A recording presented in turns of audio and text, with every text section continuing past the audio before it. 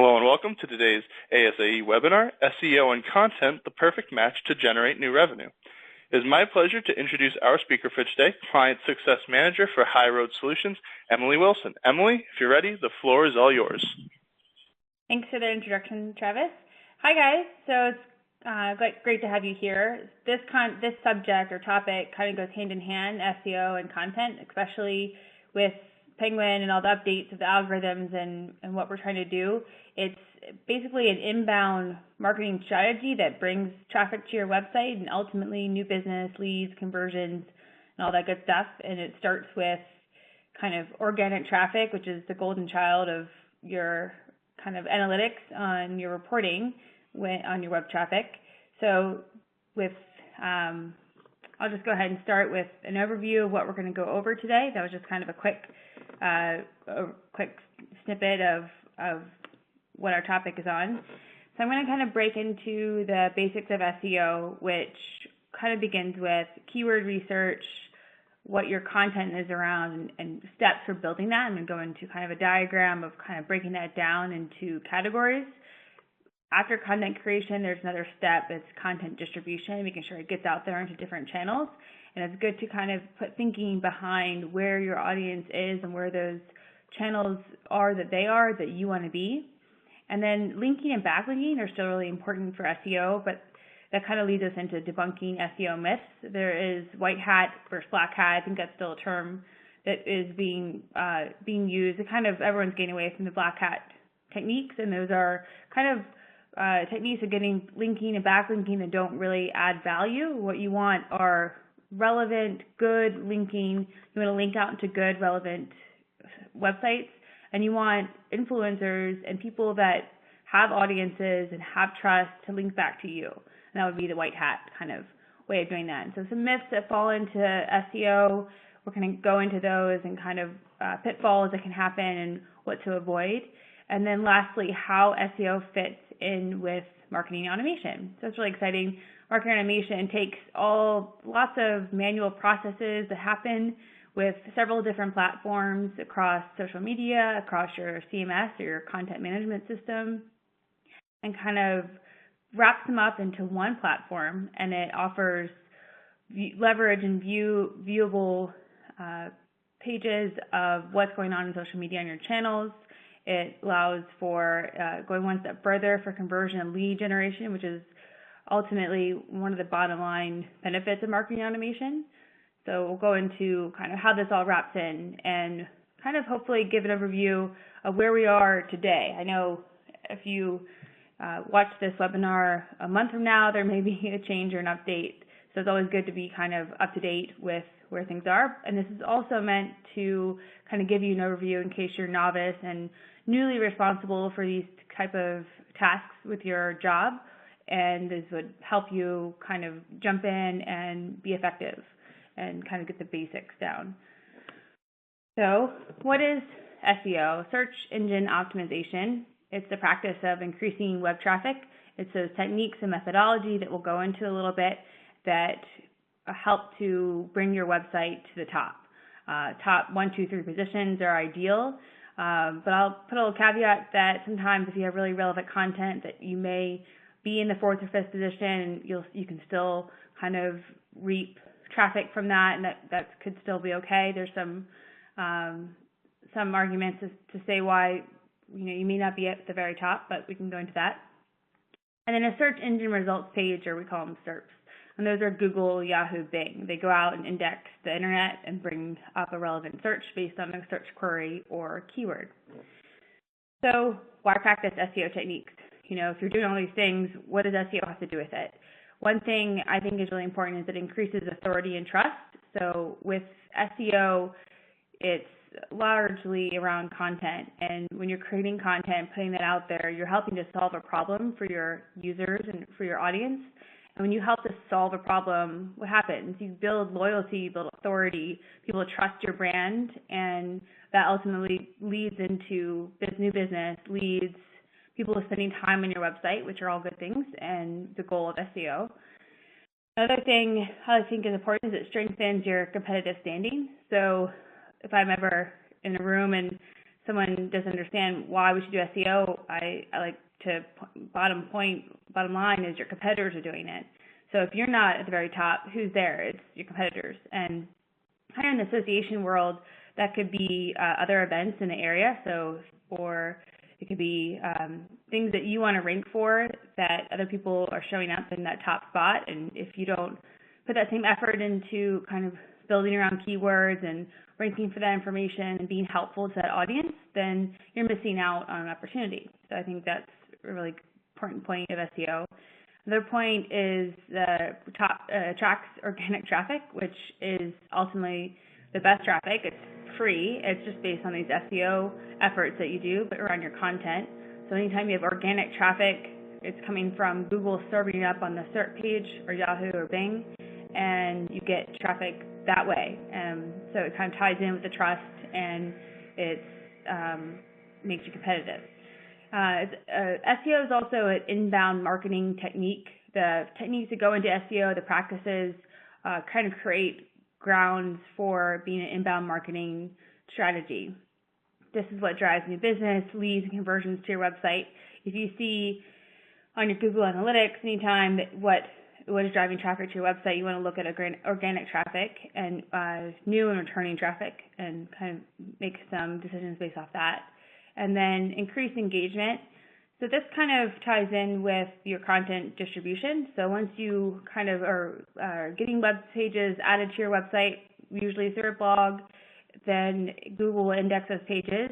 And a lot of times you want to distribute that across social media, where your audience is. If you're a B2B and you're maybe an association, LinkedIn could be really important for you. And if you get someone sharing your content and they have a big following, then that helps with engagement. They're engaged with your content.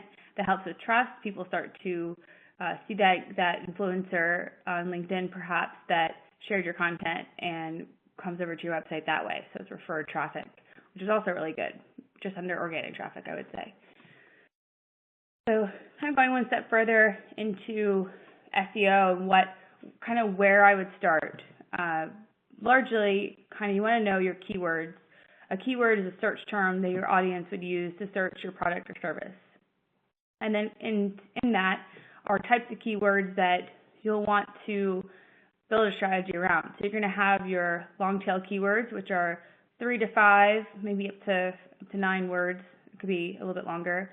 And they have a little bit less traffic. That means less people are searching that keyword, but it's more specific and pertaining to you. So I do a lot of work with CPA societies, and they may have how to get a CPA certification, and that may be a keyword. And I'll point out to the next slide, but if you say how to get a CPA certification in New York, then that's a long tail keyword in the sense that it's specific, it's located in my region, it's local SEO, which is another important term. So those long tail keywords, while they have less traffic and they're less searched for, they can be really good to rank for and show up for that. It's relevant traffic. Next is branded keywords. What are the keywords like largely around your brand organization?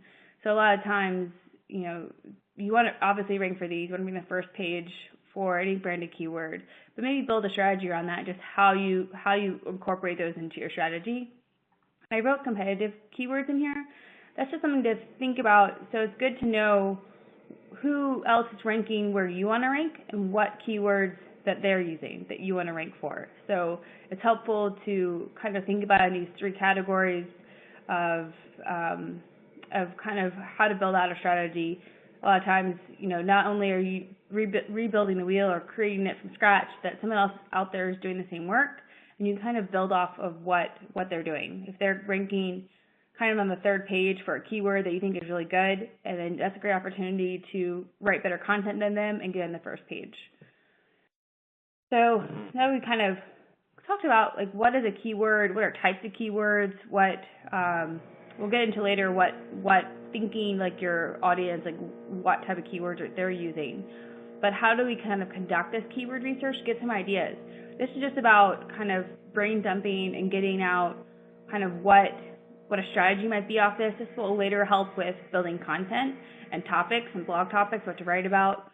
what keywords to rank for, maybe specific web pages. You want to add a web page as part of your SEO strategy, maybe once a month to your site and be indexed that way. So some things I start with, you can go into Google Analytics. It'll give you some feedback into keywords that you're ranking for. That's a good way to start. Keep track of that. Maybe get enough time, so maybe 3 months, maybe 2 or 3 months of keywords that you're ranking for, and kind of write those down and see if those are what you want to rank for and what's driving traffic to your website, if that's what you want, or if you need to kind of go a little further into some of these tools and see if you want that to change over time. Another one of my kind of top tools, just because I've used it extensively, I've used it a paid version, I think it's a really good tool, is SEMRush. I'm going to skip over Moz for a second. But SEMRush gives you a dashboard that kind of answers at a quick view a lot of the questions that you want to know about how you're doing, how you're ranking out there. It will tell you the keywords that you're ranking for. It will tell you how much traffic those keywords get and how difficult they are to rank for. And then in addition to SEMRush, it tells you who your competitors are. It can tell you if you look up a competitor's website, because it's a dashboard that you just type in a website and it'll serve up what information is based on that website. So if you type in another website that you want to rank for, just to get their information, you can look up their keywords as well. Also in your dashboard, it shows what traffic is referring back to your website, so what links are other people linking to your website with. So that's also useful. And then if you're doing paid ads, what kind of traffic comes from that. So I think SEMRush is a really useful tool. It also has kind of a free version. It gives you the first 10 results. So 10 results, is the first 10 keywords. It won't go too much further than that, but it's a nice kind of overview to jump in with. Next on this list, I had Keyword Planner. I use Keyword Planner mainly within Google's AdWords platform, and it is a nice way of even if you don't have AdWords, I wouldn't get shy away. I think you could set up an account and just use the tool, and that way you can type in one keyword and it will automatically not only give you ideas of variations of that keyword, but categories of kind of how that keyword kind of falls into search terms. So it's a really useful tool. Once you kind of pull in the keywords that you like based on that generator, it kind of tells you the traffic that those keywords will have. So I think it's relevant, it's useful, it gives you an idea, it brainstorms keywords for you. If you are like, hey, I don't have AdWords, I'm not going to get it, I don't want to use Keyword Planner, I'm going to jump down to that last one. I call it SOALV. I just type that into my Google search, and it just has like a quick browser. You type in a search term or keyword in there, and it will serve up to you similar searches on all the main search engine result pages, all the main like Google or Yahoo, Bing is on there, and it shows kind of search terms around that word, and it helps think of topics to write about, what other keywords to rank for around that keyword. So it's a quick one, it's free, so it's a great tool to use. And then we're kind of going to go in the next few slides to just using your own thinking process of brainstorming keywords and then kind of basing it off of personas. Personas we'll go into as well, of building those out and really getting the most use out of them and thinking, so persona is your audience, and specifically it's a user. So one user, what they're thinking is how they would type into Google search and look up content and then hopefully be served what you're talking about, what you're writing. And then lastly, I was going to point out is Google-related search, and that leads me into my next slide. A little bit small, I don't know if you can see, but I wrote in a quick search term, how to become CPA certified. And then usually at the bottom of the page, it shows up other related searches. And so this is a great, easy, quick way that maybe wouldn't be obvious at first, but it's a useful tool, is to grab these other variations and then pull them in. So maybe the how to become a CPA in Florida that I pointed out is a long tail keyword. Maybe I'm in Georgia and Florida's kind of close, and that would be actually a useful long tail keyword. And then I want to add in how to become a CPA in Georgia. So just based off this search in Google, I was able to get another keyword that I want to rank for, maybe write a topic around, and rank for that. So this is a quick, easy tool, just showing just kind of a cursory what we could do with it. So beyond the keyword research is a good activity to work on and base some activity on, but really what we're going to talk today about is SEO plus content. So that leads into kind of some planning and research before you even kind of get a content plan in place. So I wrote content strategy instead of just content. So here I kind of broke it down. This is largely a kind of inbound marketing methodology. It's the buyer's journey. And if you think about it this way, it really helps to break out your content. So not only do you want to create these keywords, but you want to think about which stage the person is in when they come across your content. When they're in the awareness stage, they're looking up just to solve a pain point. And maybe they don't even know what the problem is yet. They're kind of just doing cursory searches to kind of get to a place. They're not thinking brands, they're not thinking a solution yet. They're kind of just getting an understanding, some feedback. They want to be educated about that. So you want to think about, with SEO and content strategies, creating content that resonates with your buyer persona and where they are in the buyer journey. So in this stage, your keywords are problem-based. So I have a problem, I don't know what the solution might be, I don't even know if there is a solution for it yet. So creating content at the top of the funnel of this awareness stage is one place to be. And then next, you want to kind of have that channel working for you, and then also have a strategy for your consideration stage. And this moves into a little bit into solution type keywords. So you have you have the problem where you want to get certified as a CPA, as to keep with my earlier example. And now you're starting to think about that the certifications are this time of year.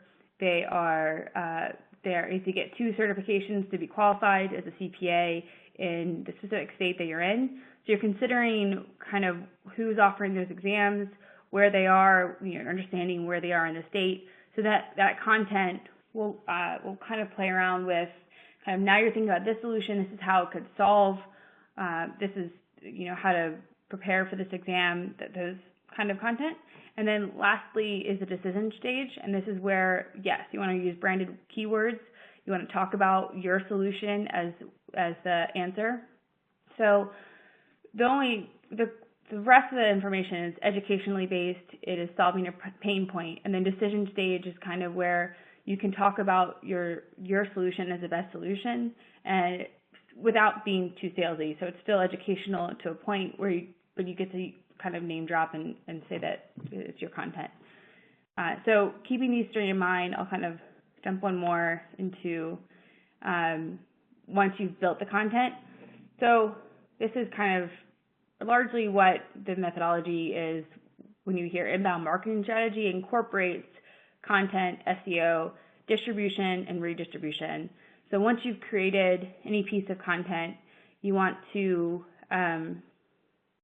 a piece of content. By that I mean a blog page. Maybe you're working with a landing page. It's highly optimized for one keyword and one kind of downloadable asset that the audience can get. And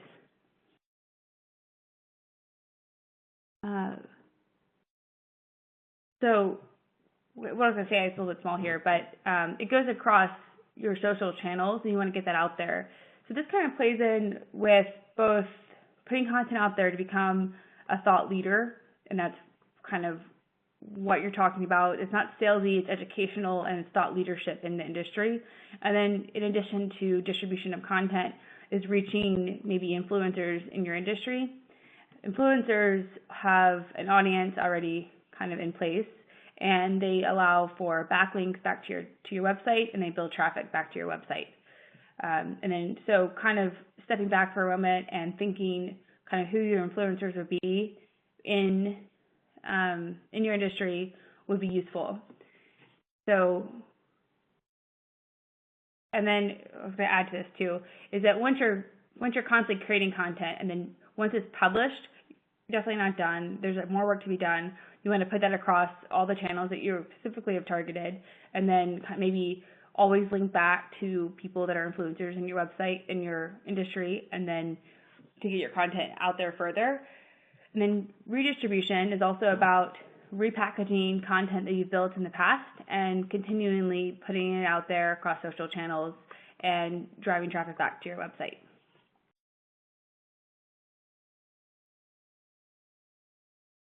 Moving into the next slide.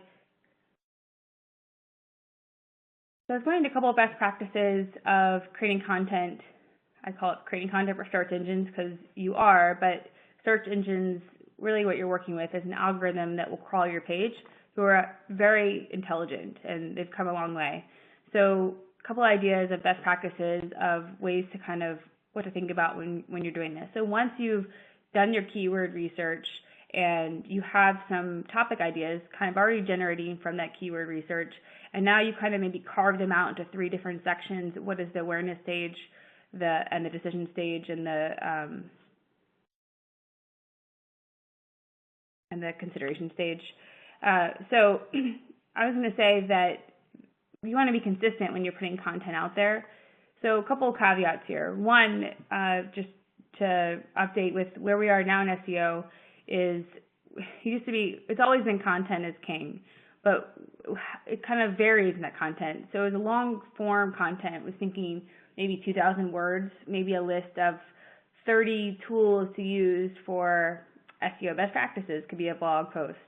And the thinking is that that content is longer, better, more relevant to the audience. Therefore, it's going to serve up higher on the search page, on the search results.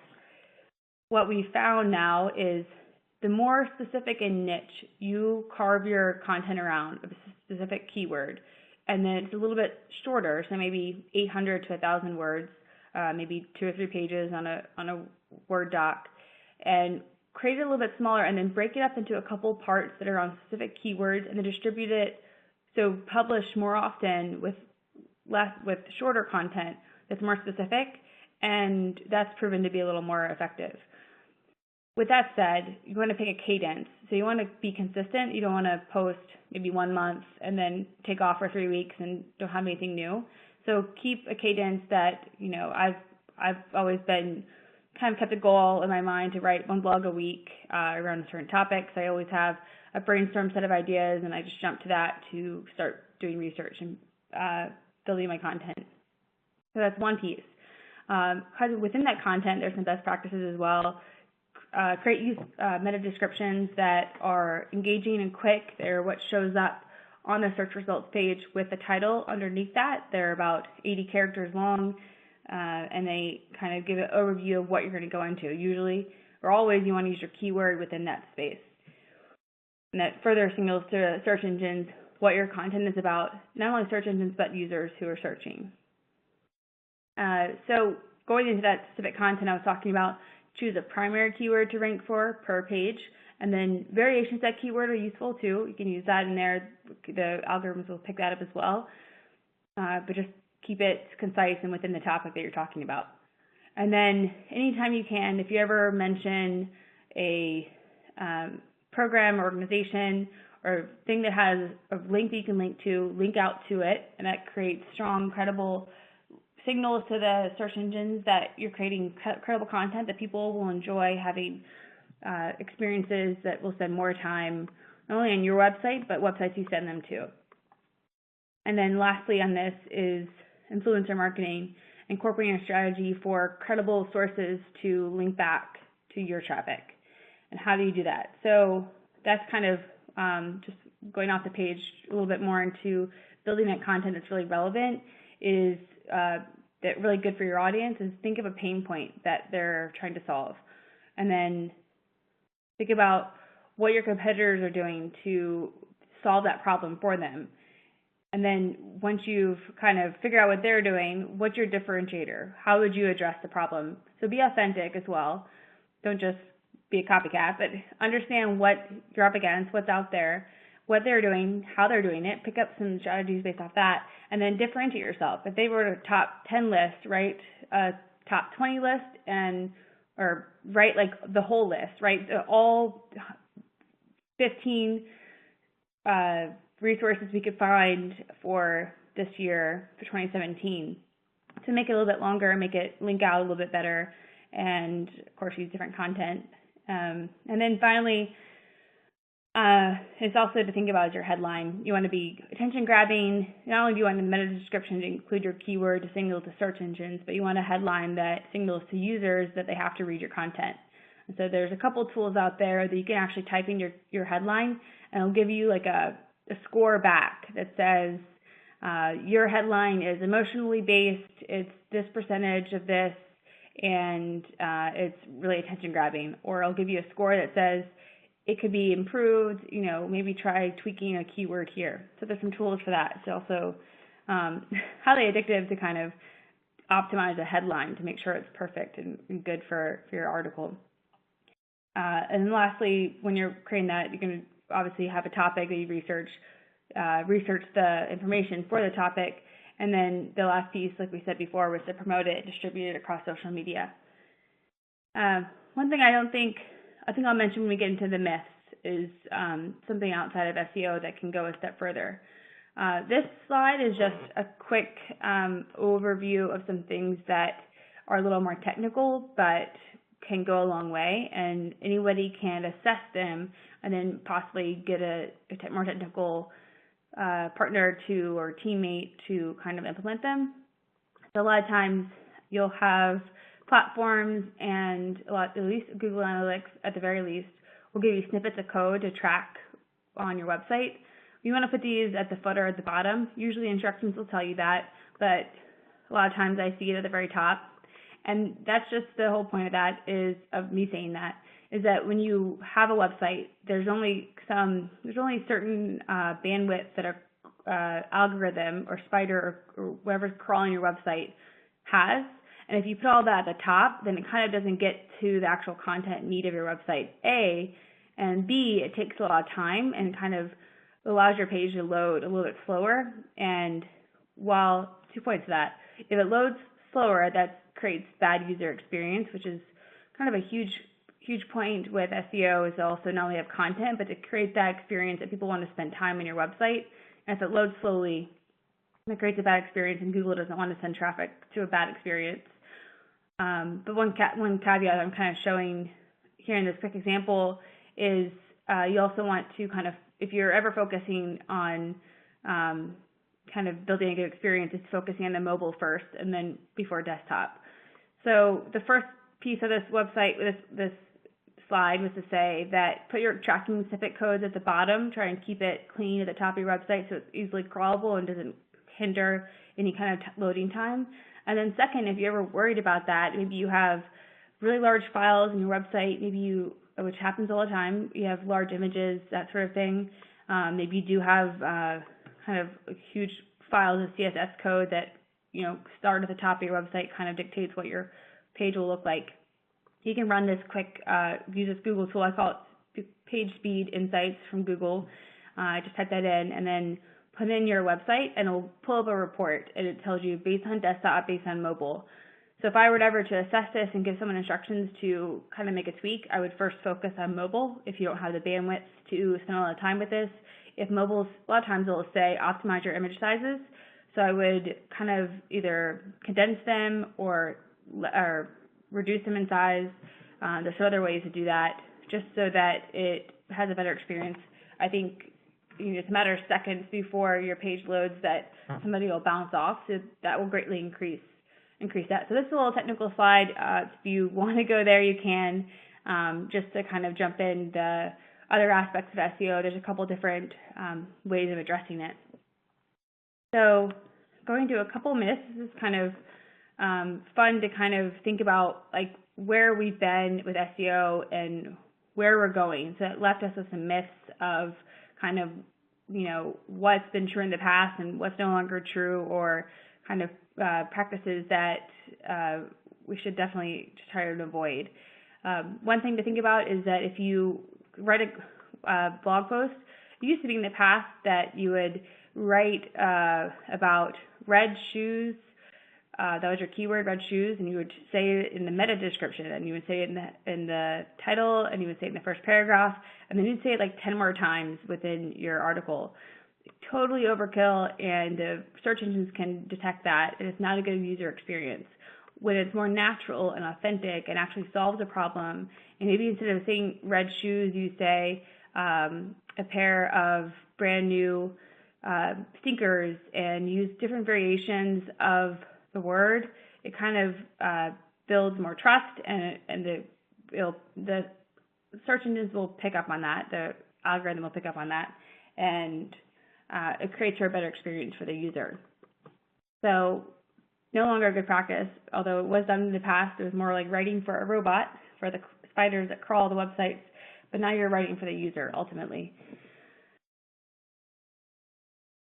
So this is where I was going into with SEO. Anytime you have an SEO person, you may have a PPC person, and PPC is pay per click, and it's Google's, Bing has it and Yahoo have one. It's a search, paid search option. So even if you do the best SEO tactics in the world, you still may not show up as a very top serving result. What may be there is an ad. So a lot of times you'll see 1 or 2, maybe 4 ads at the very top. Maybe sometimes you see ads at the bottom. And people have paid for those positions. They're bidding on keywords that they want to rank for.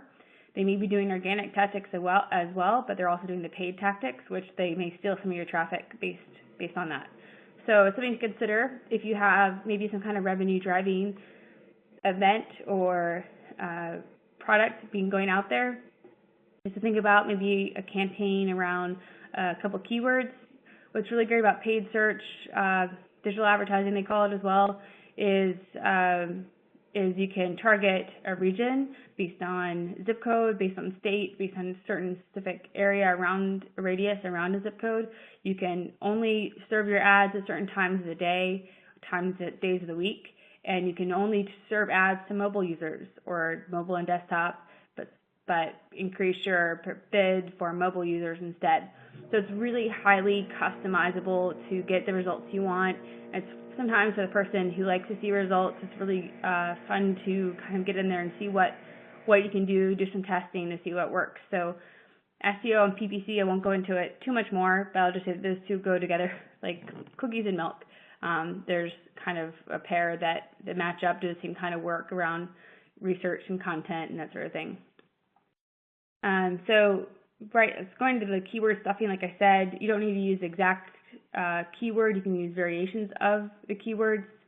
So again, if it's natural to talk about a conference that you want people to go to in a specific area, and you say conference, if you say event, it's just natural to say it that way. That works too. It's still optimizing the content. It's still good.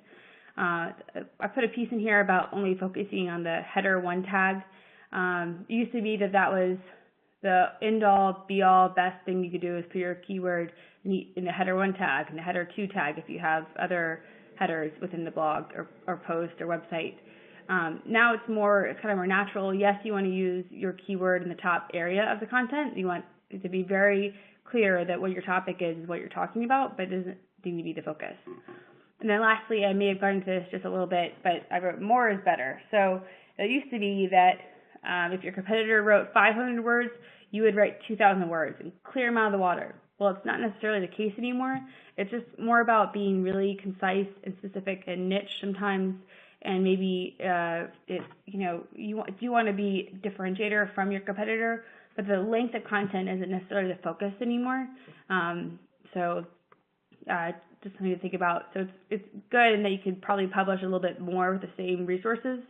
It's just something maybe just something to think about. So you write parts and continuations of blogs around a topic, break them up. And so the thing I wrote as a sub point of this is UX is more important. So something to think about too is how your audience experiences the content. So maybe in the past you could write up a blog post and it would be great, but you also want to think about how they're experiencing it. So you want to put video, make sure it's linking out in there if you have video, let's say video or images. Just make it enticing. And sometimes the design can be interactive. That could be really useful to keep the user on the web page, and of course that's always the goal, is to have them spend time and not bounce from your web page. So, so now we're going to move into kind of tie it all together. So SEO and marketing automation.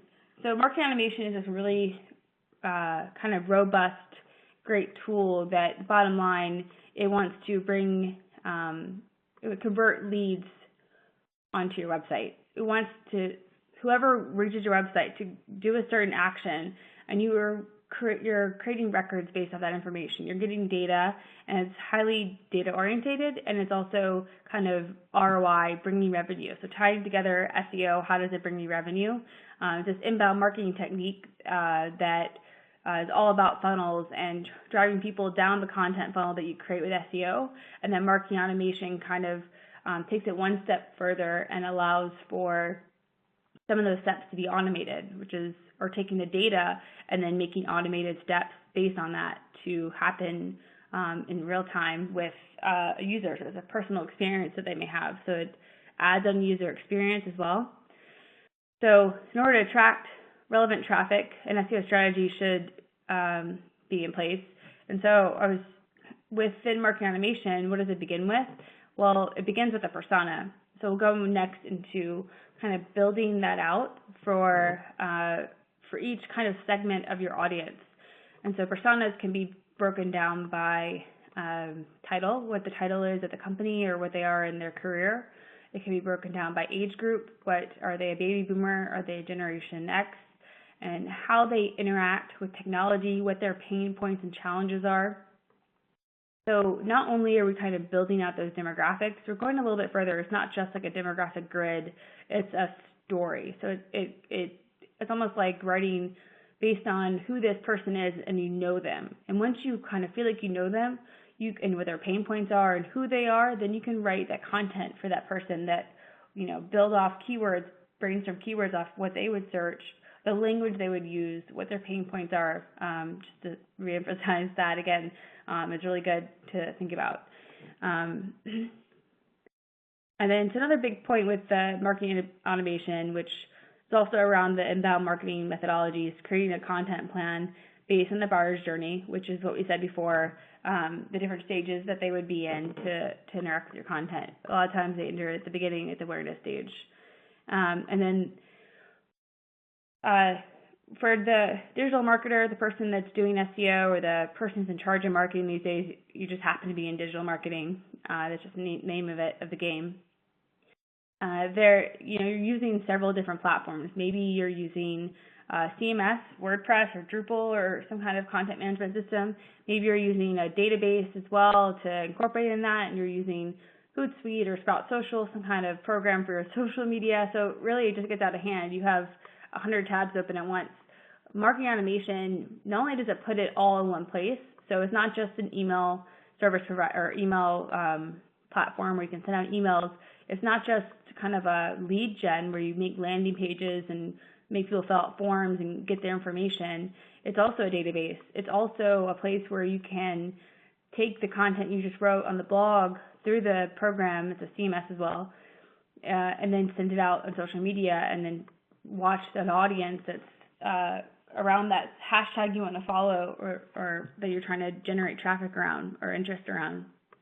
So it's extremely powerful once it's used on all fronts of it. So not only, I talked a lot about blogs and what kind of content you want to create, but within marketing automation, you're creating landing pages. And those landing pages, while you're pointing to them with emails or maybe a paid ad, maybe it's a link on your website that's pointing to a landing page to, take a certain action, fill out a form to get a downloadable research or ebook, or fill out a form to sign up for an event or any kind of revenue driving or kind of conversion qualifying event, then I think that page would be optimized as well with the meta descriptions. It would be optimized around one specific keyword with just a few, maybe 100 words total on the page, just to make it really concise to get that conversion, to make that action that's desired to happen.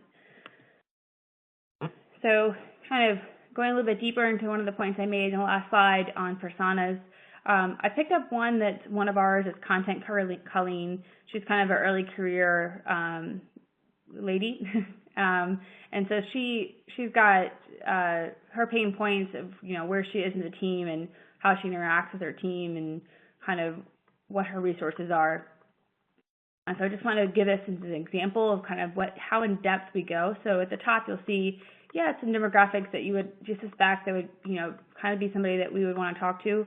But then below that is a story that kind of goes into, how she interacts with different pieces of her technology stack and her team and kind of what's important to her. So we often, it's good to refer to, kind of get to do this in the beginning and then come back to it as you build out your content.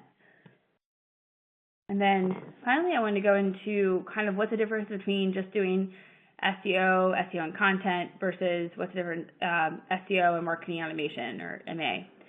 So I was going to say that it contributes to the manual process of lead generation, that is SEO, and the automation of lead generation, that is marketing automation, for optimal ROI.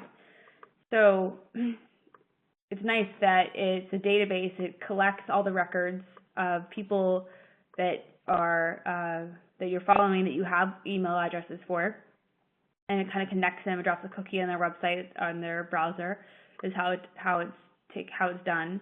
And then you can have qualifying opportunities that they fill out a form or download something on your website, or maybe even they just check out a page on your website, and that qualifies them to show interest. And then at any time, you could pull up the list and say, who's the most engaged with my content?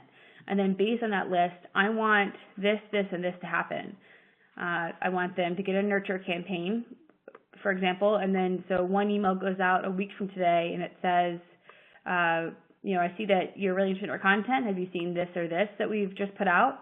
And then a week later, it says, hey, I really see that you liked what we're putting out, just recently when we emailed you. Do you want to become a member, or do you want to, some kind of actual final conversion? So it's a nice piece that you don't just get the traffic number, people that go to your website based on Google Analytics, but you get kind of a name with a face based on that cookie that's on their browser and how they're interacting with your content. So just to leave you with any final thoughts of SEO and content is kind of building content around users and what they want. The best case I could say is to build it into the 3 sections of where they are in the journey with solving their problem, and kind of focusing around specific niche keywords, and then always remembering to have not only a content plan in place, a content strategy plan. Incorporating in that is also the distribution. Where is your audience? So I would never today recommend someone go on Facebook and make that their one strategy and only strategy they put their content on. There's just too many people there, and it doesn't show enough to a big enough audience. I think you do much better if you're, for example, a visual client, put you on Instagram for a younger audience. Maybe it's a huge asset to get to the younger audience. I would put visual on Instagram. If you're B2B, LinkedIn. And then I probably would put everybody on Twitter. I think Twitter is the hardest hitting with hashtags and calling out different influencers and people in your network or in your industry. So I'll open it up to questions. I see we have some questions, and I'll hand it back over to Travis to kind of go into a discussion. If you want to go into any points I went over, maybe I went over them too fast, we can go into a little deeper. Excellent. The first question that came in today, an attendee would like to know if you could define what inbound means.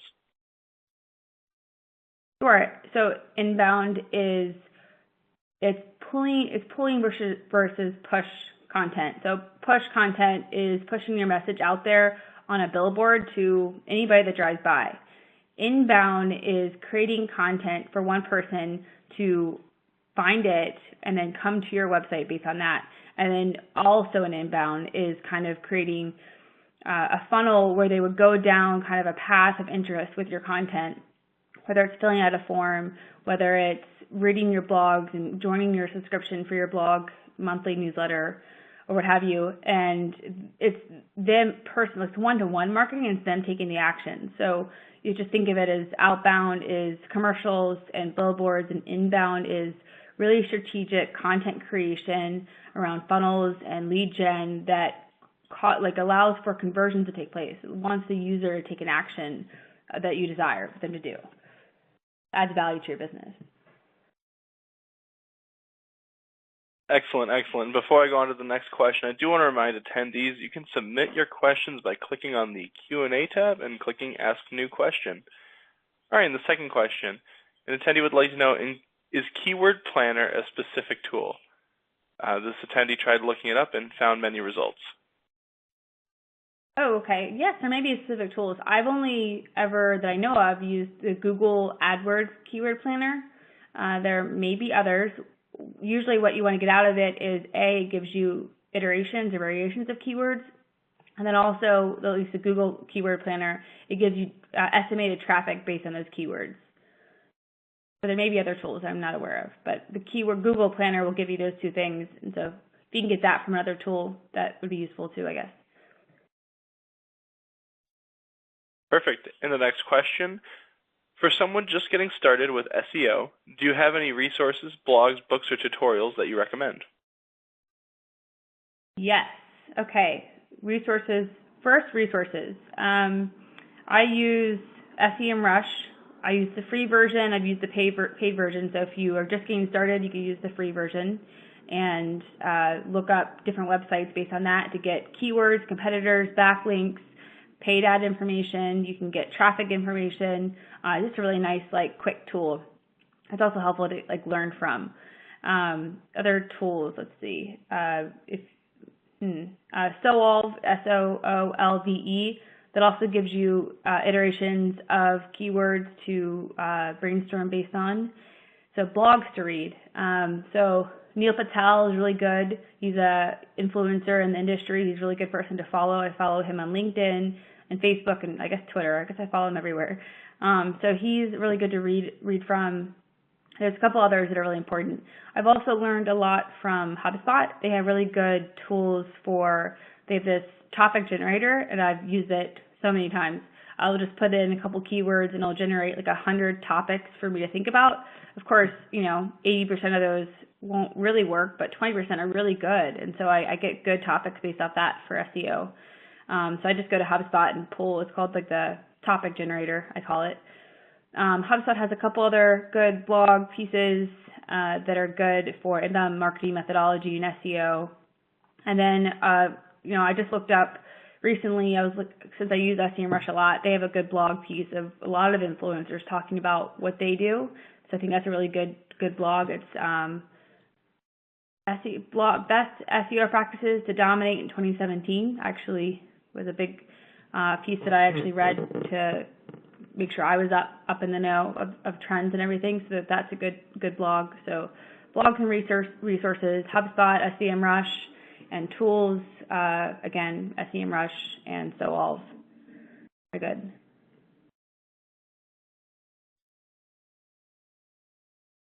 Perfect. And the next question, is there a difference between SEM and SEO? Yes. So SEM, search engine marketing, is what I call paid ads. So anytime you're paying to be at the top. So SEM kind of goes hand in hand with PPC, pay-per-click.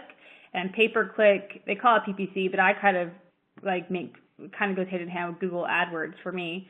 But I've done Bing. It's also Bing ads and the ads on Yahoo, which are a lot less traffic. So if you just ever want to focus on SEM, I would brush up on PPC. And you can go forever and ever into PPC. There's so much, but it goes hand in hand. It's so that you have the top search results. You pay for a keyword based on that. It goes to an auction, and whoever pays the most for the keyword gets the result at the top of the page. Excellent.